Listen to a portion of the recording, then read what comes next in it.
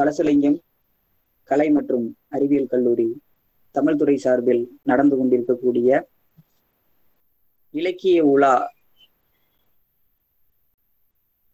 கருத்தரங்க நிகழ்வில் ஆறாம் நாளான இன்று கணியன் பூங்குன்றனார் பாடல்கள் எனும் தலைப்பில் எனக்கு பேச வாய்ப்பளித்த கல்லூரி நிர்வாகத்தினர், கல்லூரி முதல்வர், கல்லூரி தமிழ் துறை தலைவர், ஏனைய பேராசிரியர் பெருமக்கள் அனைவருக்கும் எனது அன்பு கலந்த வணக்கமும் நன்றியும் உரித்தாகுக.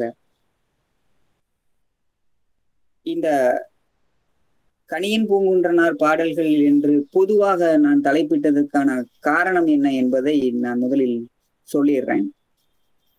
ஏன்னா கணியன் பூங்குன்றனார் என்று சொல்லும் போதே தமிழை முதன்மை பாடமாக எடுத்து படிக்காத பிறதுரை சார்ந்தவர்கள் எல்லோருக்கும் தெரியக்கூடிய ஒரே ஒரு பாடல் புறநானூற்றில் 192வது பாடலாக இடம்பெற்றிருக்கக்கூடிய யாதும் ஊரே யாவரும் கேளு என்று தொடங்கக்கூடிய பாடல்தான். அந்த ஒரு பாடலிலே உலகத்தை அளந்த ஒரு செம்மாந்த சிறப்புடைய புலவர் என்றுதான் கணியன் பூங்குன்றனை சொல்ல வேண்டும். ஆனால் நமது சங்க இலக்கிய புலவர்கள் அது பால் வேறுபாட்டில் பெண்பார் புலவராக இருந்தாலும் சரி, ஆண்பார் புலவர்களாக இருந்தாலும் சரி, புறம்பாடிய புலவர்கள் அகத்தையும் அகம்பாடிய புலவர்கள் புறத்தையும் பாடி உள்ளனர் என்பது நமது இலக்கியங்கள் வாயிலாக கிடைக்கப்பெறுகின்றது. ஒரே ஒரு பாடல் பாடிய புலவர்கள் மட்டும் இருக்கிறார்கள், அகம் மட்டும் பாடிய புலவர்கள் இருக்கிறார்கள், புறம் மட்டும் பாடிய புலவர்கள் இருக்கிறார்கள். ஆனால் அகம் பாடியவர்களும் புறத்தையும், புறத்தை பாடியவர்கள் அகத்தையும் பாடியவர்களும் இருக்கின்றார்கள். அந்த வரிசையில் அந்த நிலையில்தான் புறத்திலே புகழ்பெற்ற இந்த கணியன் பூங்குன்றனார் அகத்திலும் ஒரு பாடல் இயற்றியுள்ளார். அதனால்தான் நான் கணியன் பூங்குன்றனார் பாடல்கள் என்று பன்மை விகுதியில் எனது தலைப்பினை இட்டுள்ளேன். இதுல நான் எந்த விதமான பார்வை, அதாவது ஒப்பியல் நோக்கு, கூற்று நோக்கு அப்படின்னு எதுவுமே ஒரு தனிப்பட்ட முறையில் கொடுக்காததற்கு காரணம் என்ன என்பதை என்னோட கருத்துக்கள் அந்த உரை சொல்லும் போது நான் சொல்லிடுறேன். இப்ப இந்த தலைப்பிற்குள் செல்லும் பொழுது அகத்திலிருந்து புறத்திற்கு தொடங்கவா அல்லது புறத்திலிருந்து அகத்திற்கு தொடங்கவா என்று எனக்குள்ளே ஒரு பெரிய ஐயப்பாடு இருந்துட்டே இருந்துச்சு. ஏன்னா யாதும் ஊரே யாவரும் கேளீர் எல்லோருக்கும் தெரிந்த பாடல் தான். அப்ப அதை பிற்பாடு வைத்துக்கொண்டு அந்த நற்றினியில் வரக்கூடிய அந்த பாடலை முதல்ல சொல்லிடுவோமான்னு பார்த்தேன். ஆனா நேரம் எவ்வாறு இருக்கும் என்று தெரியவில்லை. அதனால் இந்த எல்லோருக்கும் தெரிந்த பாடல் தான், சற்று பொறுத்தருளுங்க. ஏதேனும் வித்தியாசமான பார்வை இருந்தால் கொஞ்சம் கருத்துரையில் வழங்குமாறு கேட்டுக்கொள்கிறேன். இந்த பாடல் 192வது பாடல். திணை பொதுவியல் திணை, துறை பொருள் மொழி காஞ்சி. எதுக்காக இந்த திணையும் துறையும் நான் இங்க அழுத்தி சொல்றேன் அப்படின்னா, இந்த பொதுவியல் திணையில் வரக்கூடியது என்பது வெற்றி முதலாக ஏனைய திணைகளில் சொல்லப்படாத பொதுமை சார்ந்த கருத்துக்களை சொல்வதால் அது பொதுமை திணையல் என்று வழங்கப்படுகிறது. நம்ம கேள்விப்பட்டிருக்கோம். இந்த துறை பார்க்கும் பொழுது பொருண்மொழி காஞ்சி என்கிற துறையில் இந்த பாடல் இடம்பெற்றிருக்கிறது. காஞ்சி என்றால் நிலையாமை என்கிற ஒரு பொருள் நமக்கு இருக்கிறதாக தெரியும்.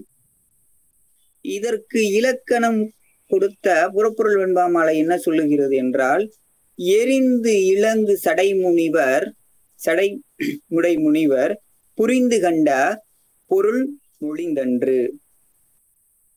புறப்பொருள் வெண்பாமாலை காஞ்சி பொதுவியல்ல 32வது நூற்பா. அதாவது வாழ்வினுடைய உண்மையை உணர்ந்தவர்கள், அதாவது முனிவர் அப்படி என்றால் இந்த இடத்துல நாம் தவம் இயற்றுபவர்கள் என்று எடுத்துக்கொள்ள வேண்டாம். முனிவர் என்றால் முனைந்தவர்கள், வாழ்க்கையை திறம்பட வாழ நினைக்க முனைந்தவர்கள், புரிந்து கொண்ட அந்த வாழ்க்கையினை புரிந்து கொண்ட பொருளை மொழிந்ததுதான் பொருள் மொழிந்த காஞ்சி. சரிங்களா? இந்த இடத்துல காஞ்சி என்பது வெறுமனை வாழ்க்கை நிலையாமை என்கிற ஒரு ட்ரையான வறட்டுத்தனமான விஷயத்தை சொல்லவில்லை. வாழ்க்கை என்பது என்ன, அதுல இன்பம் துன்பம் எப்படி இருக்கிறது, அதை எப்படி நம்ம வாழ கத்துக்கணுங்கிறதான் இந்த பாடல் நமக்கு உள்ள சொல்லி இருக்கு. இந்த பாடலை நான் வாசிக்கிறேன். வாசிச்சதுக்கு அப்புறம் இதுல என்ன மாதிரியான பார்வைகளை பார்க்கலாம் என்கிற ஒரு இதை நான் பதிவு பண்றேன்.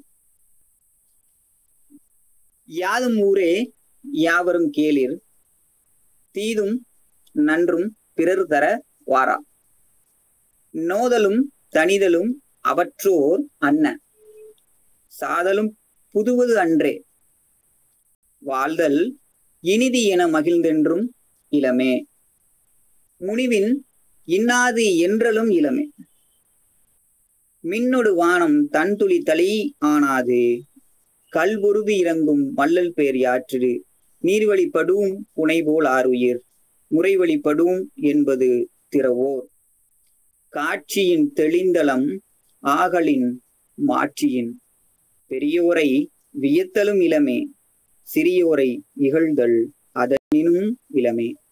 மொத்தம் 13 அடிகள் இந்த பாடல்ல இடம்பெற்றிருக்கிறது. சரிங்களா? இதுல யாதும் ஊரே என்று அவர் தொடங்குகிறார்.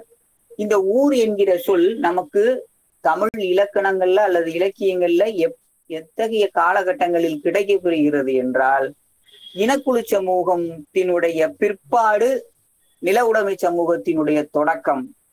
அங்கதான் ஊர் என்கிற ஒரு சொல் என்பது நம்மளுக்கு கிடைக்கப்பெறுகிறது. இனக்குழு சமூகம் என்று சொல்லும் பொழுது அங்கு முல்லை குறிஞ்சி என்கிற 2 நிலங்கள் மட்டும்தான், அல்லது குறிஞ்சி முல்லை என்று மலை காடு அல்லது காடு மலை. சரிங்களா? இங்கதான் இனக்குழு சமூகம் என்கிறது. அவங்க வாழ்ந்த அந்த நிலப்பகுதிகளுக்கு பெயர் என்னன்னா, அந்த மலையிலே என்ன சொல்லுவாங்கன்னா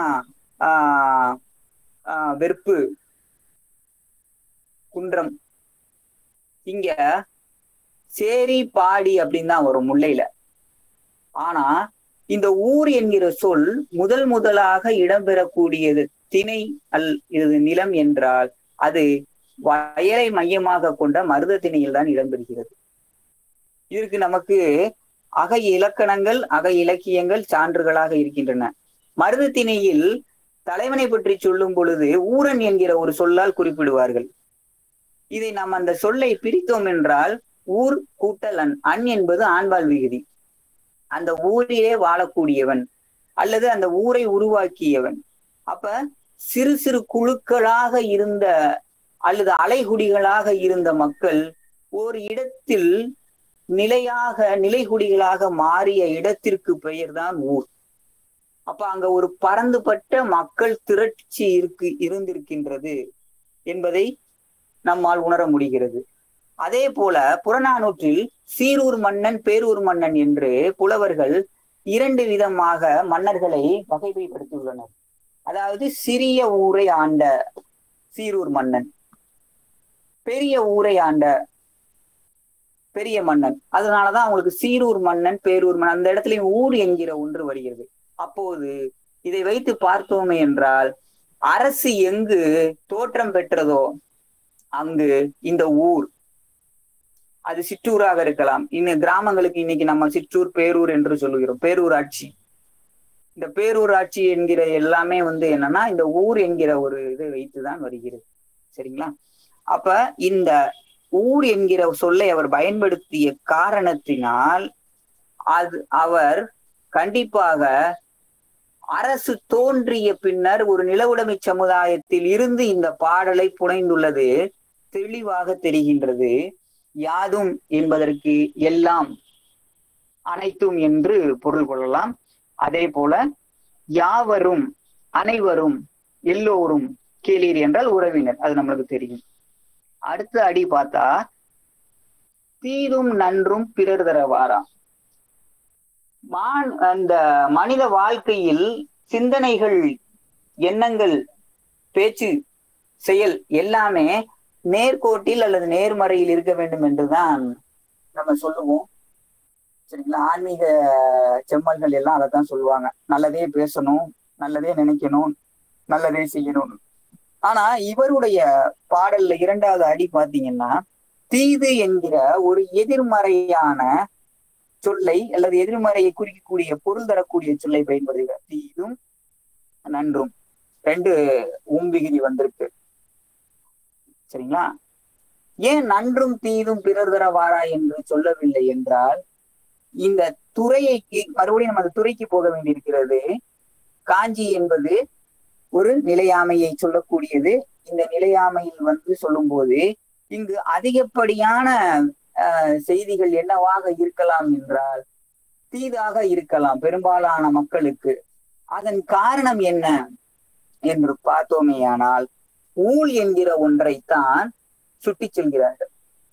புறநானூற்றை பதிப்பித்த ஊவேசா அவர்கள் அதற்கு இந்த பாடலுக்கு குறிப்புரை வழங்கும் போது அவர் என்ன சொல்றாருன்னா, இந்த இரண்டாவது அடிக்கு தீதும் நன்றும் பிறர் தர வாரா என்கிற இந்த அடிக்கு அவர் சொல்லும் பொழுது திருக்குறளில் இருந்து ஒரு குறளை கையாளுகிறார்.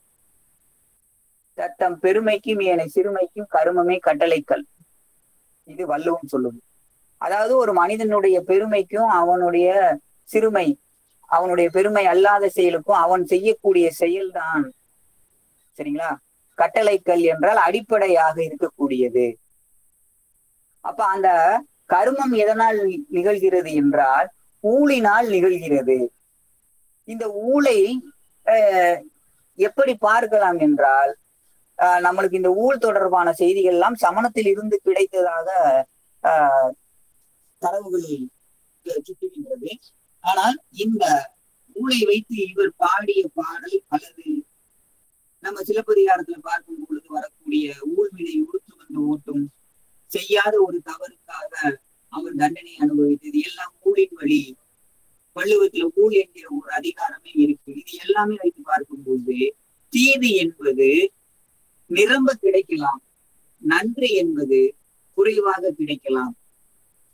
சரிங்களா? இது எல்லாமே அவரவர்களின் வினை பயன் என்கிறது தான் இந்த இரண்டாவது அடி சுட்டுகிறது. மூன்றாவது அடி பாருங்க, நோதலும் தனிதலும் அவற்றோர் அண்ணன். இங்கேயும் ரெண்டு விகுதி வந்திருக்கு, நோதலும் தனிதலும். ஏன் இந்த இடத்துலயும் நோதல் என்கிற ஒரு எதிர்மறை, அது தனிதல் என்கிற ஒரு நேர்மறை வரணும் என்றால் மேற்கூறிய அதே அதனுடைய தொடர்ச்சி தான். அண்ணன் என்றால் உருவு, நம்மளுக்கு எல்லாத்துக்கும் தெரியும். சாதலும் புதுவது அன்றே, சாதலும் புதுவது அன்றே. இங்க ஒரே ஒரு உண்மைதான், சாதலும் புதுவதும் அன்றேனா இங்க சிக்கலாயிருக்கும். ஆனா சாதலும் புதுவது அன்றே என்றால் இறத்தல் என்பது புதுசு கிடையாது. என்று ஒரு கரு உயிர்க்கிறதோ அன்றே அதனுடைய இறப்பும் அங்கு குறிக்கப்படுகின்றது. சரிங்களா? அப்ப நம்ம ஏற்கனவே நம்ம இந்த கேள்விப்பட்டிருக்கோம், எசுவர் மொழிகளில் இருந்து பேசின தேவி மேடம் சொன்னாங்க, 6 சாவு 100 சாவு ஒரு கதை, இந்த கடனுடைய கதை சொன்னாங்க. இந்த 6 100 அதே மாதிரி நம்ம ஊர்ல ஒரு பழமொழி வச்சிருப்பாங்க, முன்ன பின்ன செத்தாதான் சுடுகாடு தெரியும். முன்னை என்பது தன்னை விட வயதில் மூத்தவர்கள், பின்னை என்பது தன்னை விட வயதில் இளையவர்கள். அப்ப தன்னை விட மூத்தவர்களுக்கும் இறப்பு என்பது உறுதி, தனக்கு பின் வந்த இளையவர்களுக்கும் இறப்பு என்பது உறுதி. சரிங்களா? அப்ப மூப்பின் காரணமாக மட்டும் ஒருவருக்கு இறப்பு என்பது வராது. அது சாதலும் புதுவது அன்றே. வாழ்தல் இனிதென மகிழ்ந்தது நிலைமை. அப்ப வாழ்றது ரொம்ப இனிமையா, இனிதென மகிழ்ந்தது, வாழ்க்கை என்பது இனிமையானது என்று மகிழ்ந்து கொள்வதும் ஒண்ணும் கிடையாது. இளமை இல்ல, முடிவின் இன்னாதென்றதும் இளமை. அப்ப அது கடினமா, வாழ்க்கை என்பது கஷ்டமா, வாழ்க்கை என்பது துன்பமா துயரமா என்று கேட்டால் அதுவும் கிடையாது. மின்னொடு வானம். எப்படி இந்த கடலில் இருந்து நீர் ஆவியாகி மேலே போய் அந்த மேகக்கூட்டங்களை கருமேகமாக மாற்றி அந்த வானமானது தன் துளி குளிர்ந்த துளியினை, குளிர்ந்த மழையினை தருகின்றதோ. சரிங்களா? கல் பொருவி இருக்கும் மல்லல் பேரியாச்சு. அப்படியே அந்த மலை மீது விழுந்து அப்படியே இறங்கி வந்து அந்த ஆறோடு சேர்ந்து போகும்போது ஒரு புனை, ஒரு மிதவை இருக்கிறது இல்லையா, இந்த மிதவை நீர்வழி படும், இங்க ஒரு இடத்துல அளபடை சுட்டி இருக்கிறார் அவரு, நீர்வழி படும் புனை போல் ஆறு உயிர். இந்த உயிர் சாதாரணமான உயிர் இல்ல, அருமையான உயிர். இது எப்படிப்பட்டது என்றால், வாழ்க்கை என்ற அந்த நீர் போக்குல இந்த உயிரானது மிதந்து செல்கிறது. சரிங்களா? முறை வழிபடும் என்பது திறவோர். அது எப்படி செல்ல வேண்டும் என்கிற ஒரு முறைமையை எல்லாருக்கும் தெரிவது கிடையாது. அதுதான் காட்சியின் தெளிந்தனம் ஆகலின் மாட்சியின். இந்த நிலைமையை யாருக்கு தெரிகின்றதோ அவங்கதான் மாட்சிமை பொருந்தியவர்களாக வருவார். அப்ப இது எல்லாவற்றையும் சொல்லிட்டாரு.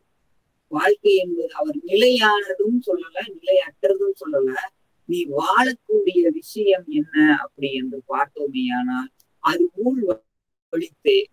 அப்ப ஊழ்வழி இருக்கும் பொழுது இந்த கடைசி 2 அடி இருக்கு பாருங்க, அதுதான் மிகப்பெரிய உச்சகட்டம் என்று சொல்லலாம். பெரியோரை வியத்தலும் இளமே. இந்த ஒப்பிட்டு பார்க்கக்கூடிய தன்மை.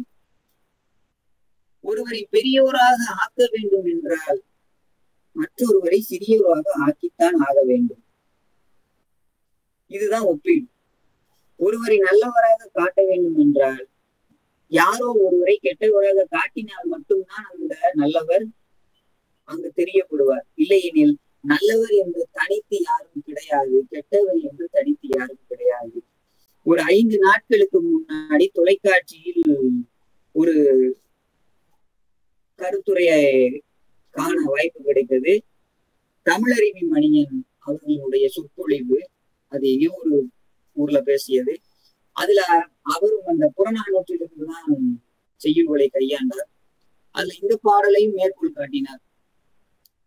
அப்பதான் அவர் சொல்றாரு, இந்த பெரியோரை வியத்தல் என்று சொல்லும் பொழுது, நான் ஒருவரை பெரியோராக ஒரு சிந்திக்க வைத்து விட்டேன், ஒருத்தரை நான் பெரியோராக வச்சுட்டேன் அப்படின்னா நான் இன்னொருவரை சிறியோராக வைத்து விட்டேன். அப்போது எனது வாழ்வினுடைய சமநிலையானது இழக்கப்படுகின்றது. நான் யாரையும் பெரியவனாகவும் நினைக்கல, யாரையும் சிறியவனாகவும் நினைக்கல என்றால் எனது வாழ்வு சமநிலையோடு இருக்கின்றது என்று அர்த்தம். அப்ப பெரிய சிறிய என்று சொல்லும் பொழுது வாழ்க்கையில் சமநிலை, சீர்கட்ட தன்மை நம்மளுக்கு வந்து சேரும் என்று சொல்லி முடித்தார். எனக்கு அது ரொம்ப பிடிச்சிருந்தது. ஆனால் இந்த பெரியோரை வியத்தரும் இளமே, சிறியோரை இகழ்தல் அதனினும் இளமே என்கிற இந்த 2 அடிகளுக்கு நான் யோசித்தேன். நான் என்று சொல்லக்கூடாது, கண்டு கேட்டு பார்த்து படித்து எல்லாவற்றையும் முக்கியத்துவத்துல வந்த ஒரு விளைவு என்ன அப்படின்னா, இந்த பெரியோர் என்கிற சொல்லை மட்டும் நாம் எடுத்துக்கொள்வோம். இந்த பெரியோர் என்கிற சொல்லை மட்டும் நாம் எடுக்கும் பொழுது இந்த ரகரம் 2வது எழுத்தாக வரைக்கக்கூடிய மொழி 2வது எழுத்தாக வரக்கூடிய ரகரத்தை பாருங்கள். பெரியோர் என்பதில் இடையின ரகரம் வந்திருக்கு. சிறியோர் என்பதில் வல்லின ரகரம் வந்திருக்கும். நம்ம அந்த பள்ளிக்கூடத்துல எளிமையா புரியணுங்கிறதுக்காக தமிழாசிரியர்கள் சொல்லுவாங்க பெரிய ரா சின்ன ரா அப்படின்னு சொல்லுவாங்க. இந்த ஆங்கிலத்துல குச்சிடி குட்டிடின்னு சொல்லுவோம் இல்லையா, அதே மாதிரி பெரிய ரா என்றால் வல்லின ரகரம், சின்ன ரா என்றால் இடையின ரகரம். அப்ப இந்த பெரியோர் என்று சொல்லும் போது வல்லின ரகரம் தான் வந்திருக்கணும். ஏன்னா அதுதான் வன்மையாக ஒழிக்கக்கூடியது.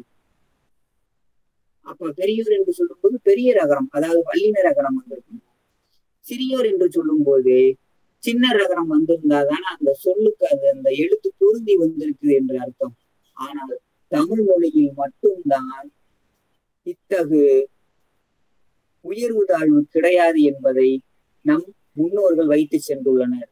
நீ எவ்வளவுதான் பெரிய ஆளாக இருந்தாலும் உனக்கு இடையில் ஏதேனும் ஒரு சிறிய பிரச்சனை வரும். அதுதான் இயன்மொழிக்கு பொருண்மொழி காஞ்சி.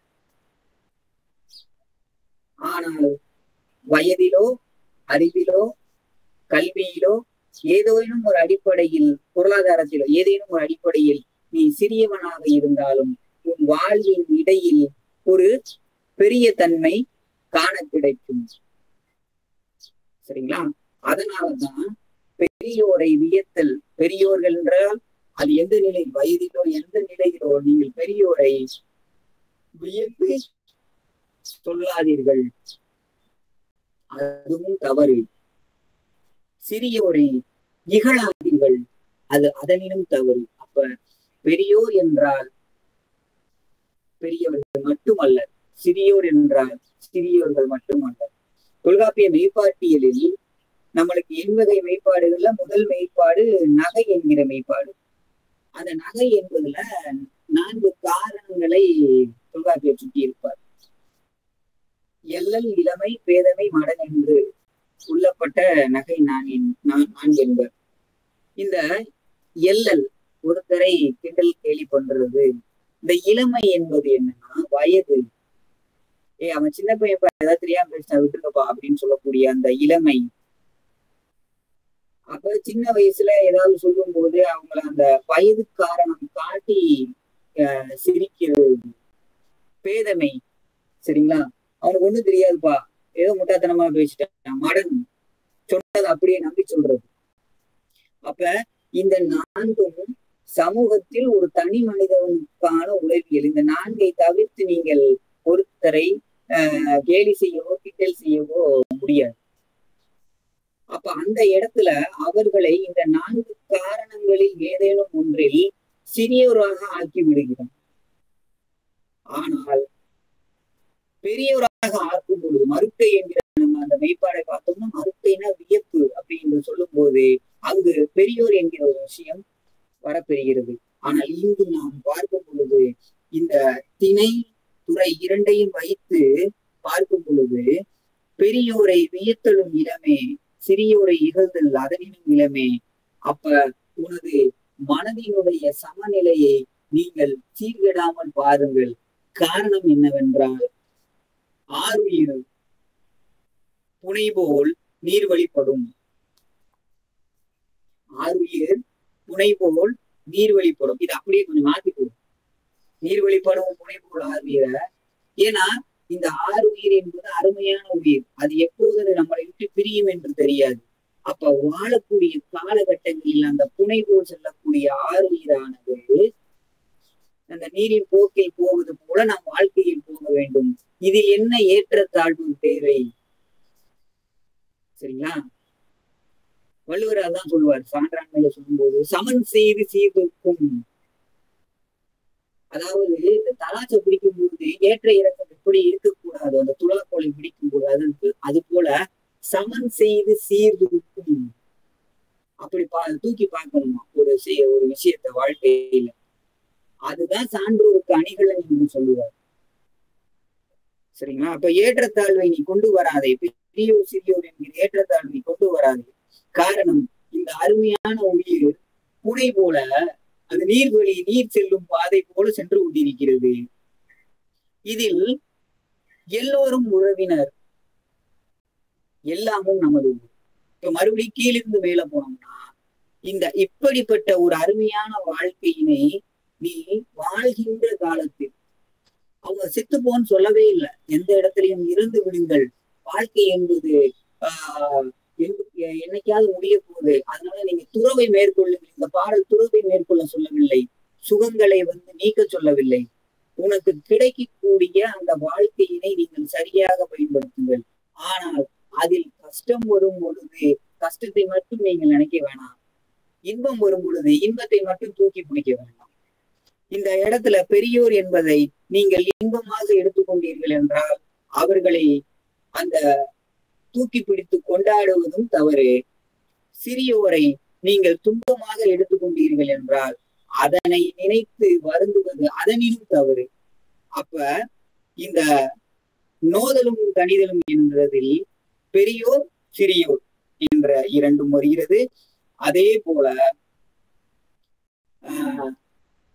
வாழ்தல் இனிது இன்னாது என்றும் இளமை என்பதிலும் பெரியோர் சிறியோர். இந்த இடத்துல இன்பம் என்பதில் நீங்கள் பெரியோரை போட்டுக் கொண்டாலும் சரி, துன்பம் என்பதில் சிறியோரை வைத்துக் கொண்டாலும் சரி, 2ஐயும் ஒரு சேர பார்க்கக்கூடிய பாங்கு யாரிடம் அமைகின்றதோ அவரிடம் மட்டும்தான் இந்த வாழ்க்கை ஆகச்சிறந்த வாழ்க்கையாக அமையும்.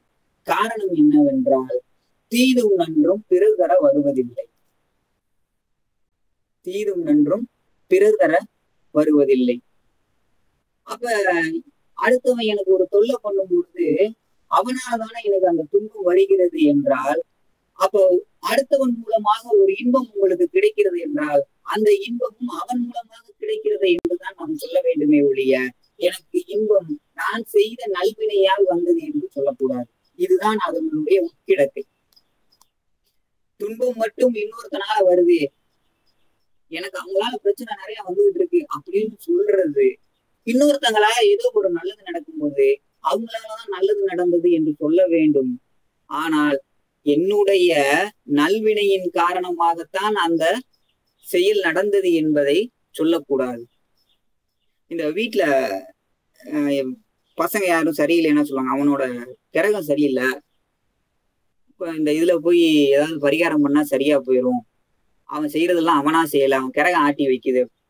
அப்ப அவன் செய்யக்கூடிய தவறுகள் எல்லாம் கிரகத்தின் வாயிலாக நடக்கிறது என்றால் அவன் நல்லது செய்யும் போது மட்டும் அந்த தாய்மார்கள் என்ன சொல்லுவாங்கன்னா, என் பிள்ளை அப்படி பெரிய ஆள் ஆயிட்டான், என் பிள்ளை அப்படி செய்யணும். அதற்கு காரணம் அது கிடையாது. இங்கு ஒரு அன்பேலன்ஸ்டு, ஆங்கிலத்தில் சொல்வார்கள் இல்லையா, ஒரு ஏற்ற இறக்கம், ஒரு சமநிலையற்ற தன்மை இருக்கிறது. நல்லதை செய்யும் போது நாம் செய்தோம் என்று எடுத்துக்கொள்கிறோம். அல்லவை வரும் பொழுது அது பிறரின் மீது பழி சுமத்துவதற்காகவே வைத்துக் கொள்கிறோம். இதைத்தான் தீதும் நன்றும் பிறர் தரவாரா என்று சொல்லுகிறோம். இதை மேலோட்டமாக பார்க்கும் பொழுது இதை என்கிட்ட நிறைய பேர் கேட்டிருக்காங்க, ஒருத்தன் மூலமா எனக்கு கஷ்டம் வருதுன்னா அது அவன் தானே அதுக்கு காரணம், நான் எதுக்கு காரணம் அப்படின்னு பார்த்தா இது மேலோட்டமான செய்தி.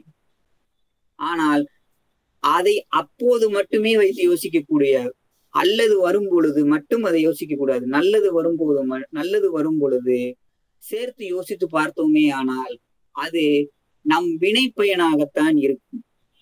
அப்ப கீழிருந்து மேல் சென்றாலும் சரி அல்லது மேலிருந்து கீழ் இறங்கினாலும் சரி, இவ்வளவு சுழற்சிகள் வாழ்க்கைக்குள் கிடக்கின்றது. இப்படி எல்லாம் இருக்கும் பொழுது எதற்காக உங்களுக்கு ஒரு நிலப்பரப்பு சார்ந்த சுருங்கிய தன்மை தேவை? இதுதான் இந்த பாடல் சொல்லக்கூடிய ஒரு விஷயம்.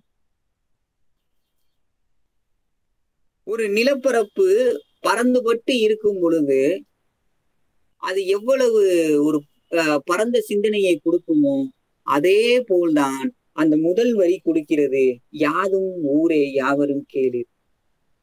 நான் எனது நாடு, எனது மொழி, எனது இனம், எனது மக்கள், எனது சாதி, எனது மதம் என்று எனது எனது எனது என்று நான் சுருங்கிவிட்டேன் என்றால் எனக்கு கண்டிப்பாக இந்த ஏற்ற இறக்கம் வந்து சேரும் வாழ்க்கையில். அப்ப ஒரு நிகழ்வு நடக்கும் பொழுது எனது மொழி சார்ந்த ஒருத்தன் அதில் பங்கேற்றால் நான் அவனுக்காக மட்டும்தான் கைதட்டி கொண்டிருப்பேன். ஆனால் இங்கு என்ன சொல்ல வருகிறார் என்றால், யாதும் ஊரே யாவரும் கேளீர் என்கிற இந்த முதல் அடியில் அவர் சொல்ல வர்றது, எங்கு திறன் இருக்கிறதோ, எங்கு திறமை இருக்கிறதோ அங்கு நீ பாராட்டு செலுத்து. அதுதான் சரிநிகர் சமானத்தை உருவாக்கக்கூடியது. அப்படி நீ சரிநிகர் சமானத்தை உருவாக்கி விட்டால் பெரியோரை வியக்கவும் மாட்டாய், சிறியோரை இகழவும் மாட்டாய். ஒரு காலகட்டத்துல நாங்கள்லாம் பள்ளியில் படிக்கும் பொழுது நாம் என்றே சொல்லிக் கொள்ளலாம், பள்ளியில் படிக்கும் பொழுது கிரிக்கெட் பார்க்கறதுக்கு அந்த காலகட்டத்தில் தொலைக்காட்சிகள் அதிகமா கிடையாது. எங்கேயாவது ஓடி ஒளிஞ்சு பார்க்கும்போது இந்தியா உலக கோப்பை வாங்காட்டாலும் பரவாயில்லை, இங்க இருக்கிற அனைத்து இந்தியர்களுக்குமான ஒரு பொது புத்தி. ஆனா பாகிஸ்தான்கிட்ட மட்டும் தோத்துறக்கூடாது, இது எல்லாருக்கும் இருந்ததுதான். அவங்க அந்த கடைசி போட்டி, ஃபைனல் என்று சொல்லுவார்களே, இறுதி போட்டி வரைக்கும் போய் அந்த உலக கோப்பையை வாங்காம வந்தா கூட இவன் ஆசுவாசப்பட்டுக்குவான், சரி ஏதோ தோத்துட்டாங்க அடுத்த தடவை பார்த்துட்டாங்க. ஆனால் பாகிஸ்தானிடம் இந்தியா தோற்று விட்டால் அந்த இந்திய அணியினுடைய வீரர்களின் சொத்துக்கள் என்னவாகும் என்பதை நாம் செய்திகள் வாயிலாக படித்திருந்திருக்கிறோம், தொலைக்காட்சியில் பார்த்திருக்கிறோம். அதே போல இந்தியாவிடம் பாகிஸ்தான் அணியினர் தோற்றுவிட்டார்கள் என்றால் அந்த நாட்டில் அந்த நாட்டு வீரர்களினுடைய சொத்துக்கள் என்னெல்லாம் சூறையாடப்பட்டிருக்கிறது, அவங்க உயிர்களுக்கே ஆபத்து வரக்கூடிய நிலைகள்லாம் இருந்திருக்கு. காரணம் என்னவென்றால், எனது நாடு, எனது மதம். நீங்க இஸ்லாமா இருந்தீங்க, நாங்க இந்துவா இருக்கிறோம். அப்ப இங்கு அந்த ஏதோ ஒரு வழியில இந்த மரபணுக்குள்ள அப்படியே ஊற்றி விட்டார்கள் அத. அப்ப பாகிஸ்தான் அணியில் ஒருத்தன் சிறந்த வீரனாக விளையாடும் பொழுது அந்த அந்த போட்டியில் அவன் சிறந்த வீரனாக விளையாடினான், அல்லது வேறு ஒரு அணியில் உள்ளவன் சிறந்த வீரனாக திகழ்கின்றான் எல்லா இடங்களிலும் என்றால் அவனை பாராட்டுங்கள். அப்படி பாராட்டும் பொழுதுதான் இந்த ஆறுயிரானது சரியான மிதவையாக போய்கொண்டிருக்கிறது என்று அர்த்தம். அந்த புனையாக, அந்த நீர்வழியில் எப்படி அந்த புனை போகிறதோ அதை போல போய்கொண்டிருக்கிறது என்று அர்த்தம். இல்லை என்றால் எனது நாடு, எனது மொழி என்று நான் சுருங்கிவிட்டேன் என்றால் இங்கு கேளிர் என்பவர்கள் இல்லாமலே போய்விடுவார்கள். அதற்கப்புறம் நாடு, நாடுக்குள்ள மாநிலம், மாநிலத்துக்குள்ள மாவட்டம், அப்படியே கடைசியாக எனது குடும்பம், எனது மனைவி, எனது தாய் தந்தை, எனது பிள்ளை என்று சுருங்கிவிடும். இந்த சுருக்கத்தை தான் பாரதிதாசன் பிற்காலத்தில் அவர் பாடுகிறார். தன்பெண்டு தன் பிள்ளை தன் வீடு சோறு இவை உண்டு தான் உண்டு என்போம், சிறிதொரு கடுகு போல் உள்ளம் கொண்டோன்னு சொல்றாரு. இதுதான் அவரு கணியன் பூங்குன்றன் முதலே சொல்லிட்டு போயிட்டாரு. இது சுருங்கி போச்சு அப்படிங்கிறத கடுகு என்கிற கடுகு நம்ம கண்ணால பாக்குறது தான் எவ்வளவு பொருசா சிறுசா இருக்கும். ஆனா ஒரு பிரம்மாண்டத்தை, ஒரு பிரபஞ்சத்தை கண்ணுக்கு முன்னாடி வச்சுட்டு போறாரு கணியன் பூங்குன்றனார். யாதும் ஊரே யாவரும் கேளு, பறந்து பட்டு கிடக்கு இந்த உலகம். அதுக்கு ஒரு பேர் வச்சுட்டான் ஊருன்னு. அந்த ஊருக்கு வேணா ஏதாவது ஒரு பேர் வச்சுக்கலாம், சரிங்களா? எல்லாரும் உறவினர் தான். எல்லாரும் உறவினர் என்று சொல்லும் பொழுது எனக்கு அங்கு பாகுபாடு வராதே. எனக்கு மொழி பிரச்சனை இல்லையே, இன பிரச்சனை இல்லையே. அவ்வை பொருள் தேடி சென்றிருக்கிறார். அந்த மன்னனை பார்த்து பாடுகிறாள். அவன் அந்த பொருளை எடுத்துட்டு வருவதற்கு நேரமான உடனே அவர் ஒரு பாடல், வசைப்பாடல் பாடிட்டு கடைசியில் சொல்லிட்டு போறாளே, எத்திசை செலினும் அத்திசை சோரை என்று. காரணம் என்னவென்றால், உன் வீட்டுல நான் சோத்துக்காக வந்து நிக்கல, நான் சோத்துக்காக வந்து நின்னே நீ நினைச்சேன்னா எனக்கு எங்க போனாலும் சாப்பாடு கிடைக்கும். ஏன்னா புலவர்கள் என்பவர்கள் ஒருவனை மட்டும் அவர்கள் பாடவில்லை. அதுதான் அவங்கள்ட்ட இருந்த மிகப்பெரிய ஆயுதம் தமிழ். அந்த தமிழை கண்டு பயந்தார்கள் மன்னர்கள். புலவர்கள் ஏதேனும் அசைவாடி விடுவார்களோ என்று. அப்ப இப்படியெல்லாம் வைத்து பார்க்கும் பொழுது ஒரு விரிவுபட்ட, ஒரு பரந்துபட்ட சிந்தனையினை இந்த பாடலினுடைய தொடக்க அடி நம்மளுக்கு சுட்டி செல்கிறது. இதுல எனக்கு இன்னொரு வினா என்ன வந்தது என்றால், கணியன் என்று இவருக்கு முன்னே அவருடைய பெயரில் முன்னே சுட்டியிருக்கிறார், கணியன் பூங்குன்றனார் என்கிறதுல. இந்த கணியன் என்பதற்கு என்ன பொருள் புறப்பொருள் என்பாமாலையில சொல்றாங்க, மற்ற இதுல என்ன சொல்றாங்கன்னா சோதிட வல்லோன். இந்த சோதிடம் என்பது இன்னைக்கு நம்ம சொல்லக்கூடிய பரிகாரம் தொடர்பான இது கிடையாது. அந்த கோயிலுக்கு போங்க, இந்த கோயிலுக்கு போங்கன்னு சொல்லக்கூடிய இது கிடையாது. அது அறிவியலோடு தொடர்புடைய ஒரு இது. சோதிடம் என்பதும் ஒரு கணிதம் தான். அதுக்கு இந்த புறப்பொருள் என்பாமாலை 174வது பாடல் என்ன சொல்றதுன்னா, விளைவெல்லாம் கண்ணி உரைப்போன் கனி. என்ன விளையும் என்பதை சரிங்களா தெரிந்து கொண்டு உரைப்பவன் கனி. கனினா கணியன், சரிங்களா? அப்ப இவர் இந்த ஜோதிடத்தில் சிறந்த அல்லது வல்லவர்களாகிய பரம்பரையில் வந்திருந்திருக்க வேண்டும் ஒன்று. அதனாலதான் கணியன் என்கிற ஒரு அடைமொழி வந்திருக்கிறது. அடுத்துதான் பூங்குன்றம் என்பது. இந்த பூங்குன்றம் என்பது ராமநாதபுரம் மாவட்டத்திலேயே அது பக்கத்துல மகிபாலன்பட்டிங்கிற ஊருக்கு அருகில் உள்ள ஒரு ஊரை சொல்றாங்க. அப்ப பூங்குன்றத்தில் பிறந்து வளர்ந்ததால் அவருக்கு பூங்குன்றனார் என்கிற ஒரு ஊர் பெயரே காரண பெயர் ஆயிற்று. அவருடைய பரம்பரை அல்லது அவர் விரும்பி கற்றிருக்கலாம், அல்லது அவருக்கு ஊழ்வழித்தே வந்திருக்கலாம் இந்த சோதிடம் என்கிற ஒன்று. ஒருவேளை இவர் கணியன் என்கிற இந்த தொழிலை மேற்கொண்ட காரணத்தினால் இந்த பாடலை இயற்றி இருக்கலாமோ என்கிற ஒரு கருத்தினை எனக்கு தோன்றும்படி இந்த பாடல் வைத்தது. எதற்காக என்றால், இந்த வாழ்தல் இனிது அப்படின்னு சொல்லும் பொழுது, இந்த வாழ்தல் இனிது என்பதற்கு ஒரு சின்ன ஒரு ஊடு கதை ஒண்ணு மட்டும். புத்தர் அமர்ந்திருக்கிறார், தன் சீடர்களை கீழே இருக்கிறார்கள், அவரிடம் வினவுகிறார். என்ன கேட்கிறார் என்றால், ஒரு மனிதனின் ஆயுட்காலம் எவ்வளவு என்று நினைக்கிறீர்கள் என்று புத்தர் கேட்கிறார். அப்ப இருக்கக்கூடிய சீடர்கள் ஒவ்வொருத்தர்ல இருந்தும் ஒவ்வொரு பதில் வரும், எல்லார்ட்ட இருந்தும் ஒரே பதில் வரல. நான் 100 வருஷம் வாழணும்னா, ஒருத்தர் நான் 80 வருஷம், அப்படியே ஒவ்வொரு சீடர்களும் ஒவ்வொரு பதிலை சொல்லிக் கொண்டிருக்கிறார்கள். கடைசியாக புத்தர் சிறு புன்னகை பூத்தபடி அவர் சொல்லக்கூடிய பதில், ஒரு மனிதனினுடைய ஆயுட்காலம் என்பது ஒரு மூச்சு.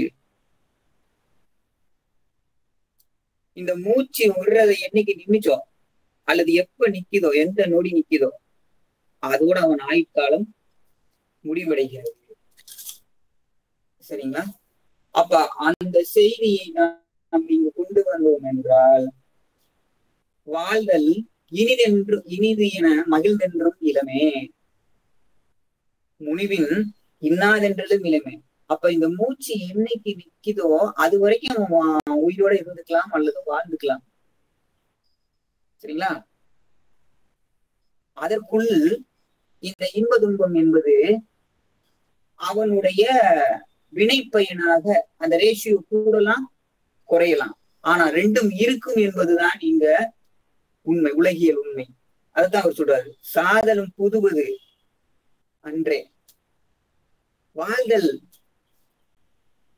அவர் சாவை பற்றி மட்டும் சொல்லி இருந்தால் இது ஏதோ ஒரு ஒப்பாரியாக இருந்து விட்டு போயிருந்திருக்கும், அல்லது ஒரு பிலாக்கணமாக இருந்திருக்கும், அல்லது ஒரு கையெழு நிலையாக இருந்திருக்கும். ஆனால் அவர் வாழ்தலையும் சேர்த்து சொல்கிறார். நம்மளுக்கு இந்த சொல்லக்கூடிய முறை கூற்று முறை என்கிற ஒன்று. இந்த கூற்று முறையை சொல்லும் பொழுது சாதலை வலியுறுத்தல் என்பது வேறு, சாதல் இருக்கிறது, நீ வாழ்தல் எவ்வாறு என்பதை சொல்லுவது என்பது வேறு. சரிங்களா? அப்ப சாதலும் உண்டு, வாழ்தலும் உண்டு, இதில் நீ எப்படி இருக்க வேண்டும் என்பது பகவத்கீதையினுடைய சாரமாக சொல்லக்கூடிய அந்த கடமையை செய் பலனை எதிர்பார்க்காதே என்கிற ஒரு கருத்து. அதற்கும் நம் மக்கள் மேலோட்டமாக ஒன்றை சொல்லுவார்கள், கடமையை செய் பலனை எதிர்பார்க்கிறேன் என்றால், நான் ஒரு இடத்துல வேலை பார்க்கிறேன், அந்த இடத்துல நான் வேலையை மட்டும் பார்த்தா போதுமா, அப்ப சம்பளத்தை எதிர்பார்க்க கூடாதா, வெகுமதி எதிர்பார்க்க கூடாதா, அல்லது பாராட்டை எதிர்பார்க்க கூடாதா என்று. ஆனால் கடமையை செய் பலனை எதிர்பார்க்காதே என்பதற்கான ஆழ் அர்த்தம் வேற, ஆழ் பொருள் வேற. ஏன்னா நீ வாழ்கின்ற வாழ்க்கை எத்தனை நாட்கள் என்று தெரியாது, அதற்குள்ளாக உனக்கு கொடுக்கப்பட்ட அந்த உனக்கு என்று வரும், அது உன்னுடைய வினைப்பயன்ல வரும். அதில் உனது கடமையை நீ ஆற்று. நீ எந்த அளவுக்கு உன் கடமையை செவ்வனே செய்கிறையோ அதை போல அதை பொறுத்துதான் உனக்கு பலன் என்பது கூடவும் கிடைக்கலாம், குறையாவும் கிடைக்கலாம். சரிங்களா? இன்னைக்கு சில எம்என்சி கம்பெனிகள்லாம் என்ன பண்றாங்க அப்படின்னா, போட்டு டார்ச்சர் மேல டார்ச்சர் பண்ணி வேலை வாங்குவாங்க. சரிங்களா? அவங்களுடைய டார்கெட்டை அப்ரோச் பண்றதுக்கு அந்த கம்பெனி ஊழியர்கள் நல்ல முறையில வேலை பார்க்க கொடுத்தால் அவங்க எதிர்பார்த்ததை விட 2 மடங்கு 3 மடங்கு ஊக்கத்தொகை கொடுக்கக்கூடிய கம்பெனிகள்லாம் இருக்கு.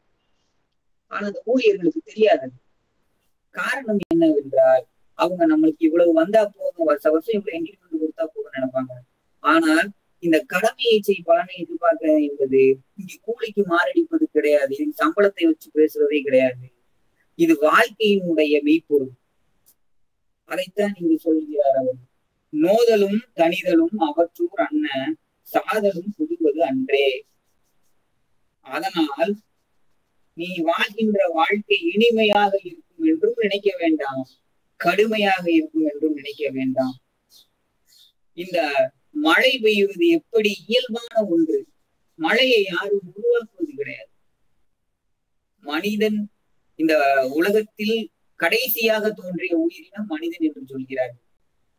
நம்ம வர்றது அந்த மனிதன் என்கிற ஒரு உயிரினம் முழுசா உருவாகி அது பரிணாம வளர்ச்சி அடையும் பொழுது இங்க டைனோசரஸ் எல்லாம் இல்லை. அதெல்லாம் அந்த இனமே அழிஞ்சு போச்சு.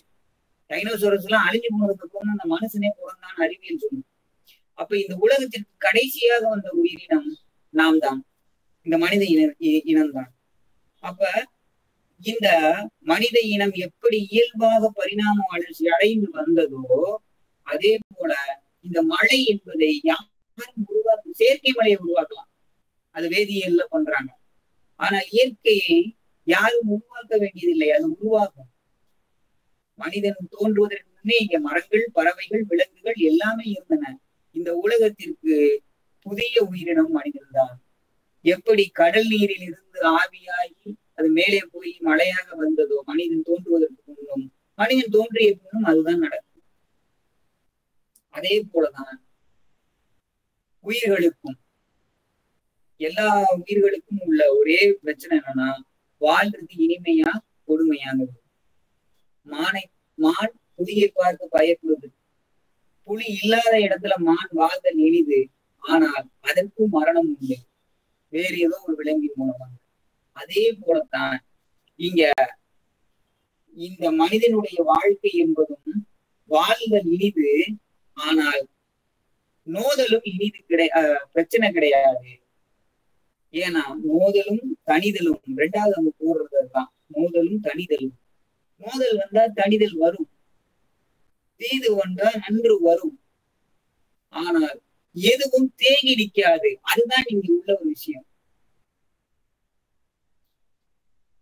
இங்க நம்ம தேக்கி வைக்கிறோம் பாருங்க, சொத்துக்கள், பணம் முதலிய சொத்துக்கள் எல்லாமே தேங்கி நிக்குது. அடுத்த தலைமுறைக்கு எதுக்கு ஒண்ணு தேங்கி வச்சுட்டு போறோம். ஆனால் இவர் சொல்லக்கூடிய இந்த பாடல் முழுக்க தேக்கமற்ற ஒரு ஓடக்கூடிய நிலை. நீர் ஒரு இடத்தில் தேங்கி விட்டால் அது பாசி படர்ந்து கெட்டு போய்விடும். அந்த நீரினுடைய தன்மை கெட்டு போய்விடும். அது ஓடிக்கொண்டே இருந்தால் அது எங்கெங்கெல்லாம் போகுதோ அந்தந்த இடங்கள்லாம் செழுமையாக இருக்கும். அதனாலதான் நீர்வழி படும் புனை போலாறு இருந்தான். வாழ்க்கை என்பதை ஓடிக்கொண்டே இருக்க வேண்டும். அந்த புனை எப்படி ஏறி இறங்குமோ இறங்கணும், ஏற்ற இறக்கம் இருக்கணும் வாழ்க்கையிலேயே. அந்த ஏற்ற இறக்கம் என்பது இந்த இடத்தில் துன்பம் இன்பமாக வைத்துக் கொள்ளலாம். ஆனால் மனித மனதில் ஏற்ற இறக்கம் இருக்கக்கூடாது. அதுதான் வியத்தல் இகழ்தல் என்று சொன்னான். ஓரிடத்தில் ஏற்றம் இறக்கத்தை சொல்லும் போது அது நீர் வழிபடும் புனைபோல் என்று சொன்னான். இன்னொரு இடத்தில் ஏற்றம் இறக்கம் இருக்கக்கூடாது என்பதை மனித மனதில் வைத்து சொன்னான். அதுதான் வியத்தலும் இகழ்தலும். அப்ப பெரியோர் சிறியோர் இந்த இரண்டு பேரையும் வியக்காமல் இகழாமல் சமநிலையோடு நம் மனதை வைத்து சென்றோமே என்றால் எல்லாருக்கும் எல்லாமும் ஊர்தான், எல்லாருக்கும் எல்லாமும் உறவினர்கள் தான். சரிங்களா? இந்த புற பாடலை இத்துடன் நிறைவு செய்துவிட்டு அடுத்து அவர் எழுதிய அகப்பாடல் ஒன்று நற்றிணையில் 226வது பாடலாக வருகிறது. இதுல என்ன ஒரு செய்தினா, இவர் அகப்பாடல் எழுதியிருக்கிறாரு அப்படிங்கிறதுக்கு ஒரு சான்று ஊவேசாவினுடைய அதே குறிப்புரையிலிருந்து நான் தருகிறேன். யாது முறை என்னும் செய்யுள் படிக்கும் தோறும் நினைக்கும் தோறும் எவருக்கும் மிக்க இன்பத்தை விளைவிக்கும். நற்றினையிலும் இவர் இயற்றிய பாடல் ஒன்று உண்டு. இது அவர் தரக்கூடிய, அவர் பதிப்பித்து வெளியிட்ட அந்த நூலில் இருக்கக்கூடிய குறிப்புரை. அந்த அடிப்படையில் இந்த நற்றினையினுடைய 4 பாடல்களை தேடும் பொழுது 226வது பாடலாக இந்த பாடல் கிடைக்கப்பட்டது. இது அகம் சார்ந்த பாடல். நற்றினை என்று சொன்னாலே அகம் சார்ந்த பாடல். நான் புறநானூறு நான் விளக்கம் சொல்லல. காரணம் என்னன்னா, ஏற்கனவே 2 பேராசிரியர்கள் புறநானூரை பற்றி பேசிவிட்டார்கள். அவங்க அந்த நூல் குறிப்பெல்லாம் சொல்லிட்டாங்க. அதே போல நற்றிணைக்கு இப்ப நான் வந்து சொல்ல போறது இல்லை. ஏன்னா துறைத்தலைவர் ஆரம்பிக்கும் போது நற்றிணையில தான் ஆரம்பிச்சதுனால நற்றிணை நூல் குறிப்பும் தேவை இல்லை என்று நான் நினைக்கிறேன். ஆனா கணியன் பூங்குன்றனாருக்கு எதுக்கு நான் சொன்னேன்னா, ஆஹ் ஏனைய பேராசிரியர்கள் எடுத்த புலவர்களை விட இவர் நான் வேறுபடுத்தி வேறொரு புலவரை எடுத்த காரணத்தினால் இவருக்கு நான் சொல்லியிருக்கேன். இங்கு இந்த 226வது பாடல்ல திணை வந்து காலை திணை. சரிங்களா? பொருள் தேடச் சென்ற தலைவனின் பிரிவால் தலைவி வருந்தி இருக்கிறார். அவளை தோழி சமாதானப்படுத்துறான். சரி, சமாதானப்படுத்தும் பொழுது அதற்கு பதிலாக தலைவி சொல்றதுதான் இங்க இது கருத்து. சரிங்களா? மரஞ்சாம் மருந்தும் கொள்ளார் மாந்தர் உறஞ்சா செய்யார் உயர் தவம் வளங்கெட புண்ணும் கொள்ளார் மன்னர் நன்னுதல் நாத்தம் உண்மையின் உடனே அதனால் தாம் செய் பொருளளவு அறியார் தாங்க சிந்து என்று ஊர் நிற்ப நீலிடை ஒழிய சென்றோர் மன்ற நம் காதலர் என்றும் இன்ன நிலைமை என்ப என்னோரும் அறிவ இவ்வுலகத்தானே. சரிங்களா? இதுல என்ன அப்படின்னா, இந்த இடத்திலையும் என்ன சொல்ல வராங்கன்னா, என்றும் ஊழ் என்கிற ஒரு சொல்லை அவர் பயன்படுத்துறார். அகப்பாடல்கள்லையும் இந்த ஊழ் என்கிற ஒரு சொல்லை பயன்படுத்துறார். இந்த திணையை வைத்து பார்க்கும் பொழுது பாறை திணையாக வருகிறது. நமக்கு சங்க இலக்கியத்தில் பாறை என்கிற ஒரு நிலம் தனித்து கிடையாது என்பது எல்லோரும் அறிந்ததே. ஏன்னா தொல்காப்பியத்தில் அவர் சொல்லும் போது பாறைக்கென்று ஒரு தனி நிலத்தை அவர் சொல்லவில்லை. அவர் உரிபொருளில் தான் சொல்றார். புணர்தல், பிரிதல், இருத்தல், இரங்கல். சரிங்களா? இந்த பிரிதல் என்று சொல்லும் போதுதான் நம்ம பாலைக்குரிய இது வருது. இந்த பாலைக்கு நமக்கு எல்லாருக்கும் தெரிந்த விளக்கம் தான், முல்லையும் குறிஞ்சியும் முறைமையில் திரிந்து தள்ளியல் இழந்து நடுந்துயர் உறுத்து பாலை என்பதோர் படிவும் கொள்ளும்.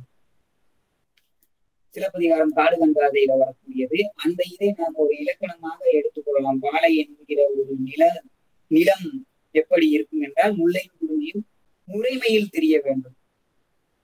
மழை வளம் குன்றிருச்சுன்னா அது ரெண்டுமே வறட்சியாகி போகும் என்பதுதான். இந்த இடத்துல பாறை என்பது பிரிதல் என்கிறது ஒரு கருதுகோள், ஒரு ஐடியாலஜி தான். நம்மளுடைய சங்க அகப்பாடல்கள், நீங்க பாலை திணை பாடல்கள் பார்த்தீங்கன்னா பெரும்பான்மையான பாடல்கள் உடன்போக்கு பாடல்களாக இருக்கும். காரணம் என்னவென்றால், அது தலைவனும் தலைவி இந்த இரண்டு வீட்டிலும் சம்மதிக்க மாட்டாங்க திருமணத்திற்கு. உடனே இவங்க ரெண்டு பேரும் தன்னுடைய திருமணத்தை நிகழ்த்தி கொள்வதற்காக தலைவன் அவன் வீட்டில் இருந்தும் தலைவி அவன் வீட்டில் இருந்தும் வந்து ஒரு என்ன சொல்றது, கொடுமையான பாதை வழியாக செல்வது போல, அதை கண்டு செவிலித்தாய் எல்லாம் வருத்தப்படுவது போல நமக்கு பாடல்கள் இருக்கின்றன. கண்டோர் கூற்று அது அதிகமாக வரும். இப்ப இதெல்லாம் வைத்து நாம் பார்க்கும் பொழுது, நான் ஏற்கனவே சொன்னேன், அந்த புறம்பாடிய மக்கள் அகம்பாடியதும் அகம்பாடிய மக்கள் புறம்பாடியதும். இவர் ஏன் பாலை திணையில பாடல் பாடணும் அப்படிங்கிற ஒரு வினா எனக்கு வந்து, அதுலயும் அந்த பாலை திணையில பாடும் பொழுது இவன் பொருள் தேடுறதுக்காக போயிருக்கான். யாரு? தலைவன். அதை நினைச்சு இவன் தலைவி வருந்துறா. ஏன்னா பாலை திணையில எப்படி போயிருப்பான், கொடுமையான சுரம் இருக்கும் அப்படிலாம் நினைச்சு அவ வருந்தும் பொழுது அந்த வருத்தத்தை போக்குவதற்காக தோழி அவளை சமாதானப்படுத்துறா. அதற்கு அவன் மறுப்புரை சொல்கிறார். சரிங்களா? அப்ப சொல்லும் பொழுதுதான் என்றும் ஊழ் நிற்ப, இந்த ஊழ் என்கிற சொல்லை மறுபடியும் அகப்பாடலிலும் கொண்டு வந்து சேர்ப்பதற்கான காரணம் என்ன? அங்கு ஊழ்கிறத நேரடியா அவர் சொல்லாட்டாலும் இங்க ஊழ் என்பதை சொல்லுகிறார். அதுவும் பாலை திணையில் வரும் பொழுது பிரிதல். இந்த பிரிதல் என்பது கருதுகோள் தானே ஒழிய, மனையை விட்டு பிரிகிறார்கள், அவர்கள் வாழ்ந்த நிலத்தை விட்டு பிரிகிறார்கள். இந்த பிரிதல் என்பது கருதுகோள் தானே ஒழிய வேறொன்றும் கிடையாது. அப்ப இந்த பிரிதலும் என்ன என்றால் ஊழின் வழித்தே நிகழ்கிறது. அதற்கு என்ன பாருங்க, நல்ல அழகிய நெற்றியை கொண்டவளே என்று ஆரம்பிக்கிறான். யாரு? தோழி ஆரம்பிக்கிறான். சரிங்களா? அப்படியே ஆரம்பிச்சு கடைசியா என்ன கொண்டு வர்றாருன்னா, பொருள் தேடும் முயற்சியை தான் முக்கியமாக இந்த ஆடவர்கள் கொள்வார்கள் என்பார் சான்றோர். இதனை எல்லாம் அறிந்ததுதான் என்றால் தலைவி. சரிங்களா? பொருள் தேடும் வினையே ஆடவருக்கு உயிரே, வாழ்தல் மனையுடைய மகளுக்கு ஆட உரிமை. ஒருவன் நன்முறையில் இல்லறத்தை வழிநடத்த வேண்டும் என்றால் அல்லது கற்பு வாழ்க்கையை வாழ வேண்டும் என்றால் அவனுக்கு பொருள் வேண்டும். அதனாலதான் நம்மளுக்கு சங்க இலக்கியத்துல நிறைய இடங்கள்ல வரைவிடை வைத்து பொருள் வயிற்பிடிதல். இந்த பொருள் வயிற்பிடிதல் எதுக்கு? அவன் வரைவுக்காக, அவனுக்கு திருமணத்திற்காக அவன் காரணம் காட்டி போறான். அப்ப என்ன சொல்றாங்கன்னா, சான்றோர்கள் என்ன சொல்றாங்க, பொருள் தேடும் முயற்சியைத்தான் முக்கியமாக இந்த ஆடவர்கள் கொள்வார்கள். அது புறம் சார்ந்த ஒரு விஷயம். சரிங்களா? அதனாலதான் வினை ஆடவருக்கு உயிரே, இது அகத்திற்கு வெளியே நடக்கக்கூடியது. வாழ்வுதல் மனையுரை மகளிருக்கு ஆடவர் உயிரே, இது புறத்திற்கு உள்ளே என்றால் அகத்தில் நடக்கக்கூடியது. சரி, புறத்திற்கு வெளியே நடக்கக்கூடியது, இது அகத்தில் நடக்கக்கூடியது. சரிங்களா? அப்ப இவன் பொருள் தேட சென்றது அவளுக்கு ஒரு துன்பத்தை தந்தாலும் இது சான்றோர்கள் சொல்லி இருக்கிறார்கள், வேறு வழி கிடையாது. ஆகையால் அவனுடைய பிரிவை நான் ஏற்றுக்கொள்கிறேன். சரிங்களா? ஆனால் அது எனக்கு வருத்தத்தை தான் தரும் என்று அவள் சொல்லி முடிக்கிறாள். சரிங்களா? அப்ப இந்த இரண்டு பாடல்களையும் வைத்து நாம் பார்க்கும் பொழுது, வாழ்க்கையை வாழ்வதற்கு அடிப்படை பொருள், அதை அவன் தேட செல்லும் பொழுது அவள் பிரிவு அவனை வாட்டுகிறது, அவளை வாட்டுகிறது. அவளை வாட்டும் பொழுது அதை முன்னோர்கள் இதற்கு ஒரு வரையறை வைத்திருக்கிறார்கள். ஆண்கள் பொருள் தேட போகணும் என்கிற வரையறை வைத்திருக்கிறார்கள். ஆதலால் என்னை நான் சமாதானம் செய்து கொள்கிறேன் அப்படி என்று தன்னுடைய வருத்தத்தை என்ன சொல்றார், போக்குவதற்கு முயற்சிக்கிறார். அப்ப இங்கு தலைவனை பிரிந்த தலைவியினுடைய வருத்தம், தலைவியை பிரிந்த தலைவனுடைய பிரிவு. ஒருவேளை இது ஒரு கொண்டாட்ட பாடலாக இருந்திருந்தால் வேற ஒரு இதுல போயிருந்திருக்கும், ஒரு துள்ளலாக இருந்திருந்தால் அது வேற ஒரு இதுல போயிருந்திருக்கும். ஆனால் இங்கே துள்ளல் என்பதற்கே வேறு வழி கிடையாது. சரிங்களா? அவனை பிரிந்த துயரம் வந்து விட்டது, வேறு வழி கிடையாது. ஆனால் அந்த துயரத்தை ஏற்றுக்கொண்டு அல்லது அதை தாங்கி கொண்டு அவன் வந்து விடுவான் என்கிற ஒரு இனிமை இருக்கு பாருங்க. இந்த இனிமைதான் நோதலும் தனிதலும். இந்த அகப்பாட்டோடு இந்த புறப்பாட்டை நீங்கள் ஒத்து பார்த்தீர்கள் என்றால், சென்றவன் வந்து விடுவான். அவன் சென்றது எனக்கு நோதலை தெரிகின்றது. ஆனால் சான்றோர்கள் இதற்கு ஒரு வரையறை வைத்திருக்கிறார்கள். சரிங்களா? ஆண்மகன் என்றால் அவன் பொருளேட போக வேண்டும். ஆதலால் என் மனதை நான் சமாதானப்படுத்திக் கொள்கிறேன். எனக்கு தனிதை என்பது வரும். எவ்வாறு வரும் என்றால் அவன் வந்த பின்பு வரும். சரிங்களா? அப்ப எதற்காக நான் என்னை சமாதானப்படுத்திக் கொள்கிறேன் என்றால், துணை போல் இருக்கின்ற இந்த ஆறுயிரை அவனுடன் வாழ வேண்டும். காரணம், நீர் வழி படுதல் என்பது அவன் வழித்தே எனது வாழ்க்கை இருக்கிறது. எங்களுடைய வாழ்க்கை, எனது வாழ்க்கை என்பது நான் ஒரு துணை போல, அவன் ஒரு நீர் போல. அவன் போகிற போக்கில் எல்லாம் நான் போக வேண்டும்.